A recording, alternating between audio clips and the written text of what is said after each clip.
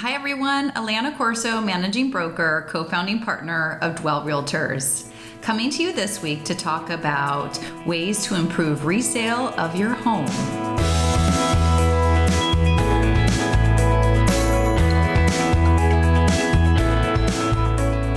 Because this is a meaty subject, I'm actually going to break this up into two different parts. So this week I'll be giving you 4 tips to increase your resale of your home, and next week I'll do another 4 tips for you. So the number one way to increase resale of your home is to add square footage or increase your bedroom bathroom count.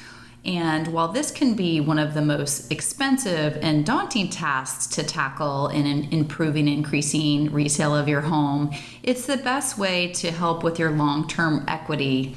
A lot of the time, what can help buyers get into the market, maybe they can't afford a 3-bedroom, 2-bath house now, but they can afford a 2-bedroom, 1-bath house. And if it's got an adequate lot size and potential to expand, maybe they'll have enough equity or money saved up down the road to increase that square footage and increase their bedroom bathroom count. Because that, in the end, when you don't have just market movement to depend on, when you have a bigger house, they sell for more, especially when you increase a bedroom and a bathroom.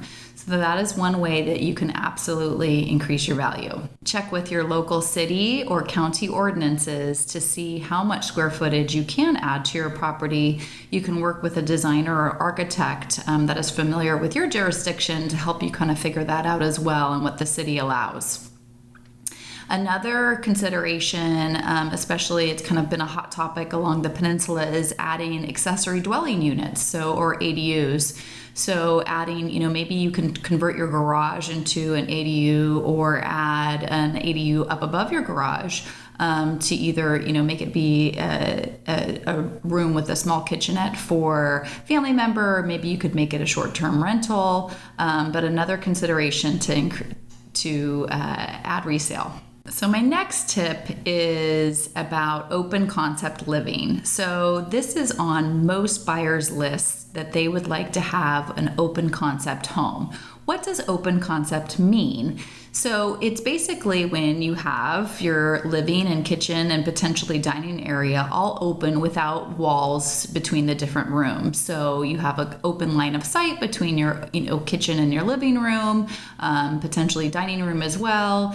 And it's become kind of a buzzword. You see it on all the DIY and home improvement shows. But again, it's something that's super popular with buyers. And so when you open up spaces and make them open concept, you are increasing your resale. Another way to increase your resale is to create outdoor living spaces. So in the beautiful California weather that we have, you can be outside, depending on what kind of structures you have outside, you could potentially almost be outside all year round.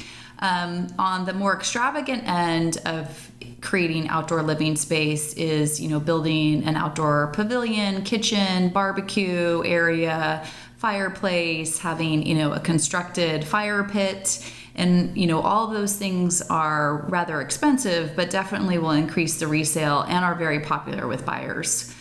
Some more economical ways to create outdoor living spaces is simply hanging market patio string lights and buying some nice outdoor furniture and accessories like fire tables. You can look at these pictures before and after of what we did in our backyard. We didn't actually change anything that was in the backyard. We just added simple market lights, bought some outdoor living furniture such as a couch, fire table, put a rug, pillows, and then a new dining table, and added some pots. And that's a pretty simple way to make an outdoor living space be attractive. And actually, while it's improved your resale, it's all things you can take with you when you sell your house. My 4th tip for this week is something that's really important when you are making improvements to your house to maintain and keep and increase resale, is to keep your styles consistent. So it's one of my pet peeves is when you see a house that has been updated, and typically most houses along the peninsula, were built anywhere from the 1920s through, maybe the 1970s or even the 80s. And so, they might be ripe for updating. And you can see it sometimes happen with flips where people that just don't really know what they're doing or haven't consulted with a designer.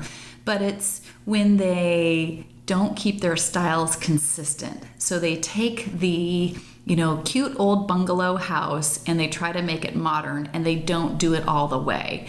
So here's a couple pictures of examples, but buyers see through that. They don't want it. It looks tacky. Sometimes you'll see maybe kind of a, post-war house, 1950s house that's, got some cute trim and decorative trim.